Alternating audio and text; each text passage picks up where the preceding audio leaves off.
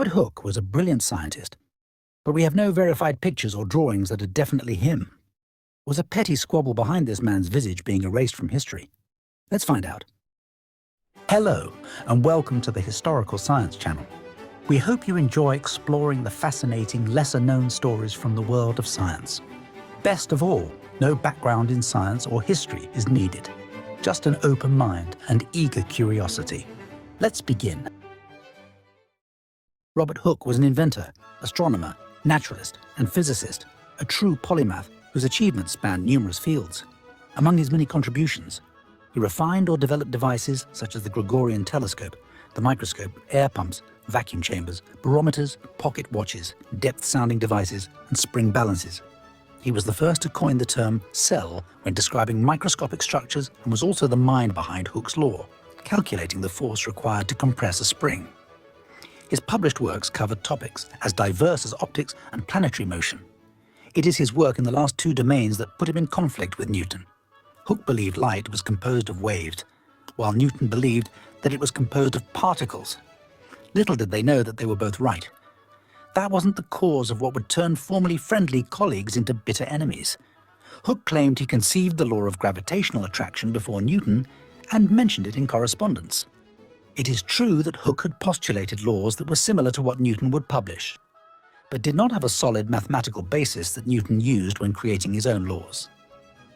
The spat officially began in 1686, when Newton's magnum opus, Principia, was presented to the Royal Society. Hooke accused Newton of plagiarizing his ideas. Newton argued vigorously against this assertion, and the spat turned nasty.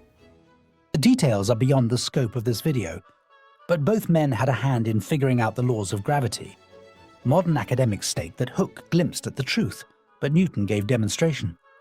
The rivalry became so heated that when Hooke died in 1703, Newton was a bitter enemy. A few months after Hooke's death, Newton became president of the Royal Society.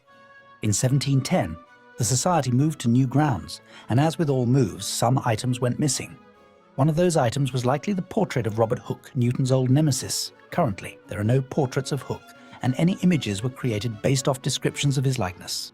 Some historians have claimed that Hooke did not have a portrait, and that Newton would not have been so petty as to have the image of his former enemy destroyed or accidentally lost. Others have said that Newton, still resentful toward Hooke even after his death, may have taken the opportunity to erase Hooke's legacy in any way he could.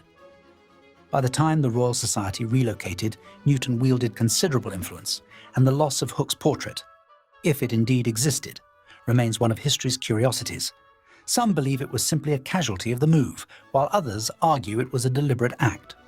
Regardless of the truth, what is certain is that Robert Hooke's fame is not nearly as great as that of his rival. Was it a deliberate attempt to destroy his legacy? We may never know. Although he left no verified likeness behind, Hooke's achievements live on, a testament to a brilliant but often overlooked mind whose contributions helped shape modern science. Whether by accident or intent, the mystery of his missing portrait adds an air of intrigue to his legacy, ensuring that the story of Robert Hooke continues to captivate historians and scientists alike.